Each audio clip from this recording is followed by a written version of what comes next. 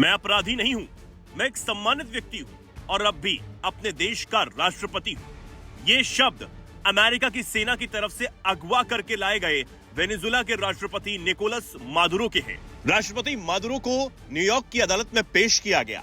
भले ही मादुरो अमेरिकी धरती पर थे और उसके ही सुरक्षा बलों की हिरासत में हैं, लेकिन अदालत में उन्होंने बेखौफ तरीके से अपने जवाब को रखा। उन्होंने कहा कि मैं एक भला आदमी हूं, मैं बेगुनाह हूं और अब भी अपने स्वतंत्र देश का राष्ट्रपति हूं। नीले कलर की जेल की वर्दी और हाथों में हथकड़ी लगाकर मादुरो और उनकी पत्नी सीलिया को अदालत में लाया गया। कोर्ट की कार्यवाही अंग्रेजी में चल रही थी, लेकिन मादुरो और उनकी पत्नी के लिए स्पेनिश ट्रांसलेशन की व्यवस्था भी की थी। सुनवाई के दौरान मादुरो के पैरों में बेड़ियां लगी हुई थी। वो और उनकी पत्नी एक ही मेज पर बैठे थे और दोनों ने हेडफोन लगाए थे ताकि अदालत में की जा रही सभी बातों को अपनी भाषा में समझ सके। जज ने अदालत में दोनों के खिलाफ लगाए गए आरोपों को पढ़कर सुनाया, लेकिन इस दौरान कोर्ट के बाहर जबरदस्त प्रदर्शन किया जा रहा था। मादुरो के खिलाफ सुनवाई के दौरान अदालत के बाहर सैकड़ों लोग जमा हो गए थे। एक तरफ अमेरिका की कार्रवाई के खिलाफ प्रदर्शन हुआ तो दूसरी ओर मादुरो विरोधी लोगों ने उनके खिलाफ ही नारे लगाए। सुनवाई खत्म होने के बाद जब मादुरो बाहर निकलने के लिए उठे तो गैलरी में बैठे एक शख्स ने उनसे कहा कि उन्हें अपने अपराधों की कीमत चुकानी होगी। मादुरो ने इसका भी जवाब दिया और कहा कि वो अपनी आजादी हासिल करेंगे।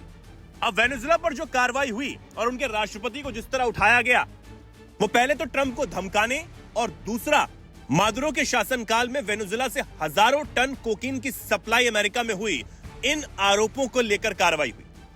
अदालत में सुनवाई बेहद दिलचस्प हुई, लेकिन इस दौरान मादुरो के वकील ने भी अपनी बात रखी। मादुरो के वकील ने कहा कि ऐसा कोई सबूत नहीं है जिसमें यह कहा जा सके कि मादुरो नशीले पदार्थ की सप्लाई या कोई कार्टेल चलाते थे। वकील ने यह भी कहा कि वो एक संप्रभु राष्ट्र के मुखिया हैं, इसलिए उनके खिलाफ इस तरह अमेरिका में मुकदमा नहीं चल सकता। वहीं ट्रंप प्रशासन के वकील ने कहा कि मादुरो के शासन को अमेरिका समेत कई देश वैध ही नहीं मानते, इसलिए उनके पद पर होने की बात बेईमानी है। मादुरो के वकीलों ने यह कहा कि हम उनकी गिरफ्तारी को चुनौती देंगे।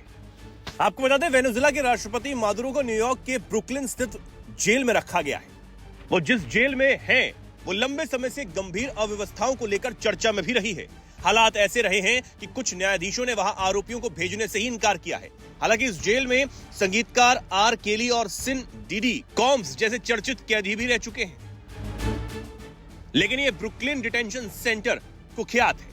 ब्रुकलिन में 1990 की शुरुआती सालों में शुरू हुए मेट्रोपॉलिटन डिटेंशन सेंटर में फिलहाल करीब 1300 कैदी बंद हैं। ये मैनहट्टन और ब्रुकलिन की संघीय अदालतों में मुकदमे का सामना कर रहे आरोपियों के लिए आमतौर पर पहली जेल होती है।